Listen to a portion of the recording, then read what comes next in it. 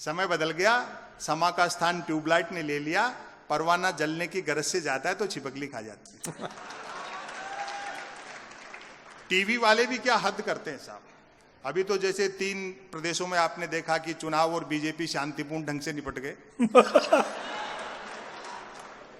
तो भक्तों ने चैनल बदल बदल के देखे कि कहीं तो जीत रहे हो। उनको भरोसा ही नहीं हो रहा था कि इतने बड़े आदमी के बावजूद हम हार सकते हैं। लेकिन जब जी न्यूज पर भी हार गए,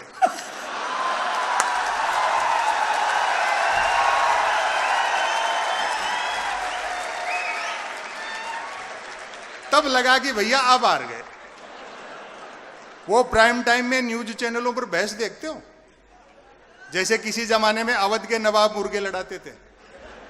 अमूमन 4 जन बहसी आते हैं, एक मुद्दे का समर्थक, दूसरा मुद्दे का विरोधी, तीसरा बुद्धिजीवी दोनों को हड़काने वाला, और चौथा एंकर तीनों को भड़काने वाला। और व्यंग पर आपकी दाद उठेगी, चौथा एंकर तीनों को भड़काने वाला। बहस होनी होती है गरीबी की रेखा पर और करते रहते हैं रेखा की गरीबी पर।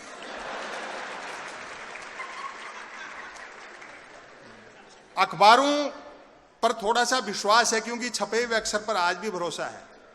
यह हिंदी पत्रकारिता के एक माइलस्टोन राजेंद्र माथुर का शहर है। क्या बात है।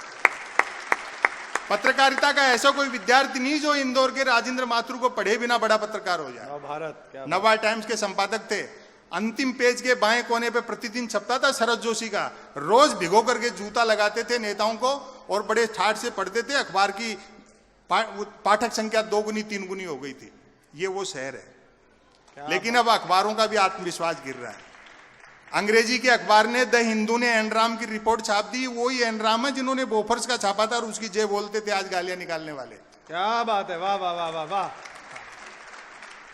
हिंदी अखबारों का हाल देखो, अपवादों को छोड़ करके 3 चीजों के लिए पढ़े जा रहे हैं: बिजली कटौती, उठावना और राशिफल। और रोज नए निकलते हैं। एक दिन तो अखबार के दफ्तर से 2 लोग आ गए, बोले संपत सरल जी नया अखबार लॉन्च कर रहे हैं, आप भी ग्राहक बन जाओ।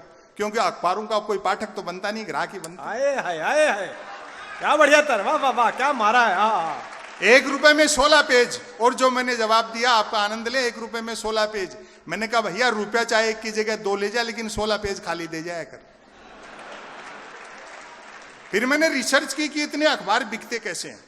तो अचानक एक दिन एक अखबार के दफ्तर से फोन आया, बोलो संपत सरल जी आज आपका नाम हमारे अखबार में छपा। मैं बड़ा खुश हुआ, जी आपका अखबार कहाँ मिलता है? बोले हमारा अखबार कोई होकर नहीं बांटता है, जिस किसी का नाम छप जाता है दिन भर वही खरीद खरीद कर बांटता है।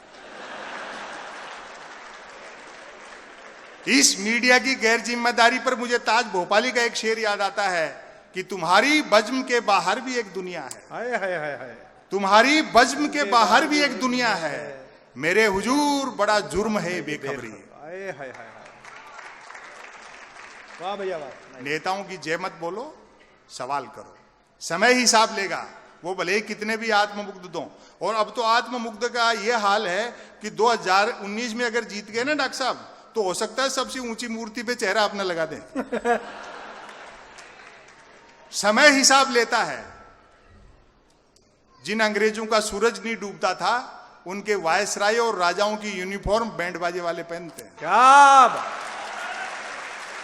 बहुत अच्छे बहुत अच्छे। इसलिए मौलिकता, सादगी, पारिवारिकता, सामाजिकता और पारदर्शिता ये लोकतंत्र की बुनियादी चीजें हैं।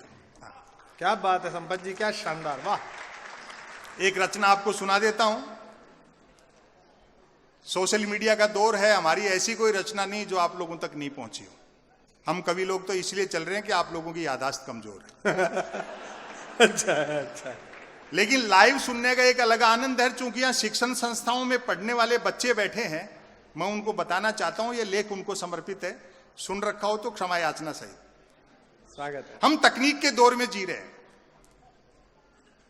टेक्नोलॉजी के फायदे ये हैं कि भौगोलिक दूरियां कम हो गई, लेकिन आदमी से आदमी को दूर कर दिया। वेब पोर्टल का कार्यक्रम है, उनको धन्यवाद देना चाहता हूं कि वेब पोर्टल चलाने के बावजूद भी आपने एक ऐसा कार्यक्रम किया कि इतने लोग घरों से आए और आपस में एक दूसरे से मिले। क्या बात है, क्या बात है, वाह। क्योंकि मनुष्य जितना लैंग्वेज से सीखता है, उससे कहीं ज्यादा बॉडी लैंग्वेज से सीखता है। कि उम्रे दराज मांग कर लाए थे 4 दिन, 2 टेलीविजन ने लील लिए, 2 इंटरनेट ने। यदि किसी ने कुछ एक अक्षरों तक की नेकी कर डाली हो तो उसको फेंकने के लिए ट्विटर से बेहतर दरिया नहीं है। जो कुछ नहीं कर सकता है वह भी ट्वीट कर सकता है, और एक बार जो ट्वीट करने लगता है फिर वो कुछ नहीं कर सकता। पता नहीं से सोशल मीडिया क्यों कहते हैं। हजारों किलोमीटर दूर बैठे आदमी से तो हम चैटिंग से जुड़ना चाहते हैं, लेकिन बस ट्रेन फ्लाइट में सफर करते हैं तो कोशिश रहती है बराबर वाली सीट खाली रहे। आए हाय वाह वाह वाह, बहुत अच्छा। मैं तो सोशल मीडिया का लोहा उस दिन मान गया जब एक सज्जन ने यूट्यूब पर मेरे कवि सम्मेलन की एक ही क्लिप को साल में 100 बार सुना और नीचे गाली लिखी, लानत है संपत सरल को, नालायक ने साल भर से रचना तो छोड़ो कपड़े तक नहीं बदले। एक आ गई है सेल्फी। क्या आत्ममुग्धता का दौर है साहब। हम देखते हैं कई महिलाएं अपनी सेल्फियां ले लेकर के हर 10, 15, 20 मिनट में सोशल मीडिया पे अपलोड करती हैं। आपको सच बताऊं, उन सुंदरियों के चेहरे देखकर मेरे मन में वही भाव आते हैं जो कभी दर्पण में पद्मिनी का चेहरा देख करके अलाउद्दीन खिलजी के आते हैं। लेकिन कितना धोखे का संसार है। वही सुंदरियां मुझे सामने आमने साथ मिल गई। बड़ा धोखा हुआ साहब, जिनको पद्मिनी समझता रहा वो तो खुद अलाउद्दीन खिलजी निकली।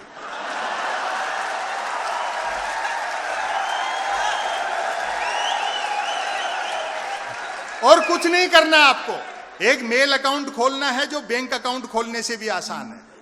बैंक अकाउंट खोलने के लिए कुछ तो आधार चाहिए, मेल अकाउंट तो निराधार व्यक्ति भी खोल सकता है। बाकी 3 जरूरी चीजें हैं, एक अदद स्मार्टफोन, नॉन स्टॉप इंटरनेट और निठल्लापन।